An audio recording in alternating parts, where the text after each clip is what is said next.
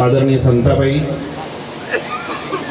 यांच्या मंदिराचं कलशारोहण आणि आपले गुरुवर्य विठ्ठलबुवा महाराज यांचं पुण्यस्मरण या दुग्धशर्करा योगानिमित्त आजची झालेली अनुसयाताई कीर्तन सेवा.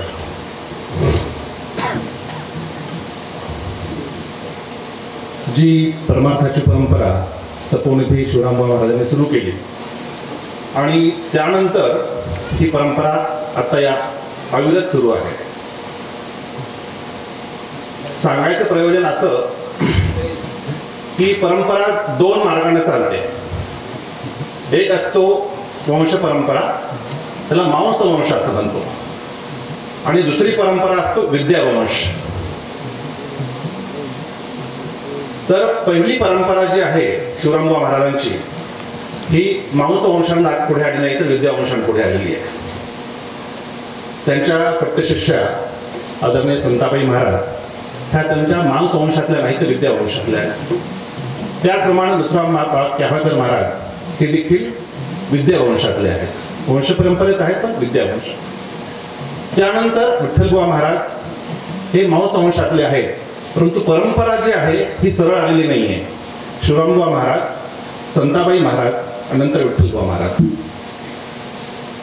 आणि नथुरामबुवा महाराज यांच्या माध्यमातून वेदांत केसरी संपूर्ण महाराष्ट्रभर ही परंपरा आज पोचलेली आहे. तसंच विद्यावंश आणि मांसवंश या दोन्हीचं एक प्रातिनिधिक स्वरूपामध्ये आपल्या अनुसयाताई या ठिकाणी प्रतिनिधित्व करत आहेत.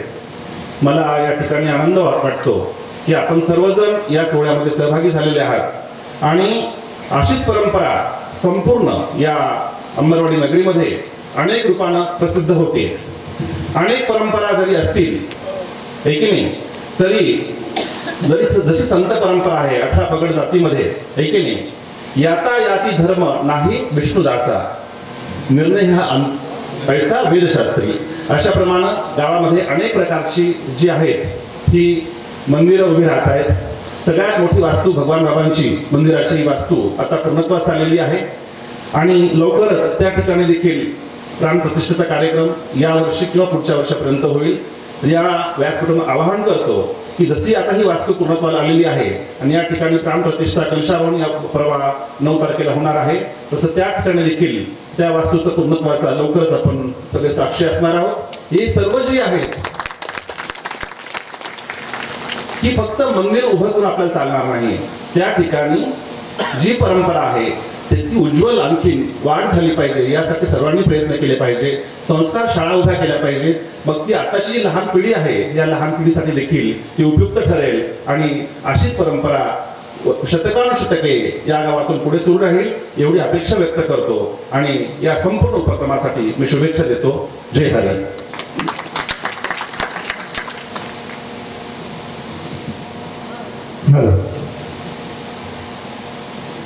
जवळपास 9:15 मुले सर्वांची एकदा मी पुनश्च एकदा माफी मागतो. 11:15 बरोबर आहे, 11:15 झाले. कारण 8:30 ते 10:30 ही वेळ असते आपली. होता होता थोडासा उशीर झाला आणि 11च्या पुढं वेळ निघून गेला. परंतु वेळ जरी निघून गेला तरी काही वेळस नारदाच्या गादीच्या किंवा सभा मंडपामध्ये ज्ञान मंडपामध्ये जे व्यासपीठ असतं त्या व्यासपीठावरून दिलेल्या सूचना असतील त्या सूचनेचा मान ठेवणं हे तुमचं श्रोत्यांचं कर्तव्य असतं आणि आपल्या इथं घडतं ते तुम्ही ऐकता. सगळ्यांना जायची गडबड असते, कामाची गडबड असते, परंतु 2 मिनिट 1 मिनिट का होईना तुम्ही ऐकता म्हणून तुमची एकदा क्षमा मागतो. पवित्र ते कुळ पावन तो देश जेथे हरीचे दास जन्म घेते. या संतांच्या उक्तीप्रमाणे भगीरथ प्रयत्न करून शिवराम बाबांनी या संप्रदायाची वाढ केली आणि ही वाढ कशी झाली? इवलेचे रोप लाविले द्वारी त्याचा वेणू गेला गगनावरी, मोगरा फुलला, फुले वेचुताची कळी बहारासू आली.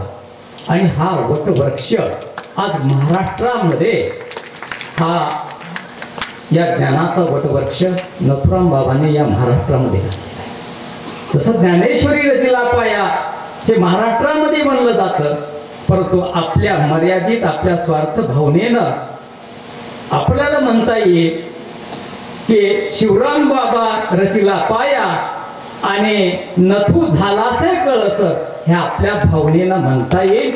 एवढे कार्य या शिवराम बाबाच्या आशीर्वादानं झालं.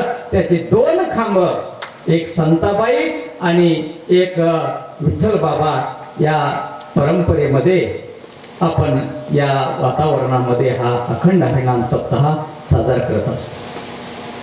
आणि म्हणून आज या ठिकाणी या निमित्त हरिभक्त परायण वैकुंठवासी जे आपले बाबा आहे विठ्ठल बाबा, यांच्या पुण्यस्मरणार्थ आज अनुसयाताई पुरी यांची या ठिकाणी हरिकथा झालेली आहे. त्यांच्या आपण या ठिकाणी गावकऱ्याच्या वतीनं, आपल्या गुरु घराण्याच्या वतीनं त्यांचे ऋण या ठिकाणी व्यक्त करतो. त्याचबरोबर महाराष्ट्र भूषण डॉक्टर ग्रामभूषण डॉक्टर पुरुषोत्तम पुरी यांचे सुद्धा या ठिकाणी आपण ऋण व्यक्त करू, कारण ही गुरु परंपरा आहे, 3ऱ्या पिढीपर्यंत ही आलेली आहे. आणि म्हणून त्यांचे सुद्धा या ठिकाणी ऋण व्यक्त करू. तर त्याचबरोबर उद्या या ठिकाणी बाल कीर्तनकार हरिभक्त परायण वैष्णवीताई तारे आणि कार्तिकीताई गायकवाड यांचे 8:30 ते 10:30 या वेळामध्ये हरिकीर्तन होईल. त्यांचं आयोजन आहे प्रकाश राजाराम घुगे यांच्या वतीनं. आणि शेवटचा मुद्दा या ठिकाणी सांगतो की आजच्या कीर्तनाच्या संदर्भामध्ये की अनुसाताई पुरी यांचा सत्कार या ठिकाणी रेवती विजय कुमार शिरामी करतील. या ताई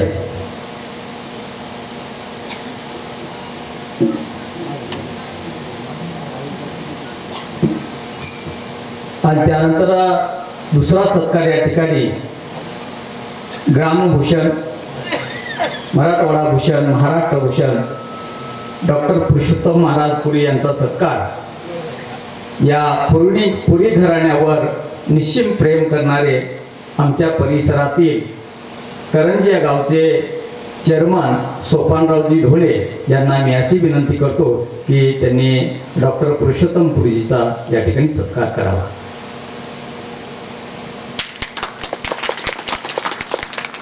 या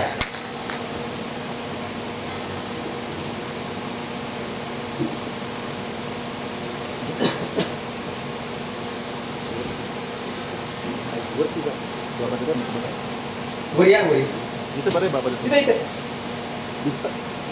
दिसतंय ना सगळ्याला.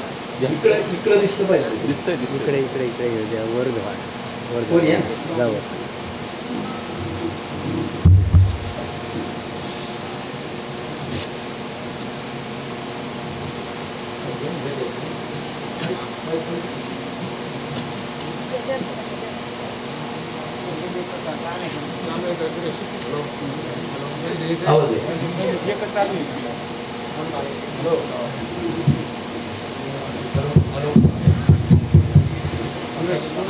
कुंडली श्री ज्ञानदेव तुकाराम पंढरीनाथ भगवान की जय. माऊली ज्ञानेश्वर महाराज की जय. जगद्गुरु तुकाराम महाराज की जय. शांती ब्रह्म एकनाथ